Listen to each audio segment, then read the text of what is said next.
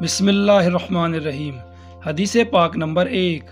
حضرت ابو ہریرہ رضی اللہ تعالی عنہ بیان کرتے ہیں، رسول اللہ صلی اللہ علیہ وآلہ وسلم نے فرمایا، کسی عورت کے لیے اپنے خاوند کے پاس ہوتے ہوئے اس کی اجازت کے بغیر نفلی روزہ رکھنا جائز نہیں، اور وہ اس کی اجازت کے بغیر کسی کو اس کے گھر میں آنے کی اجازت نہ دے۔ راوی مسلم شریف۔ حدیث پاک نمبر 2۔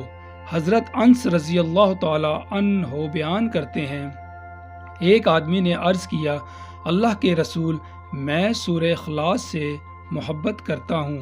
آپ صلی اللہ علیہ وآلہ وسلم نے فرمایا، بے شک تمہاری اس سے محبت ہی تمہیں جنت میں لے جائے گی۔ ترمذی اور امام بخاری نے اس کا مفہوم بیان کیا۔ راوی بخاری و ترمذی شریف۔ حدیث پاک نمبر 3۔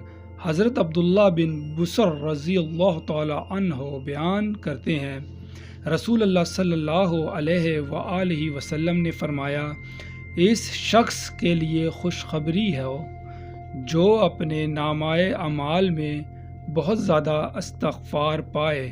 راوی ابن ماجہ۔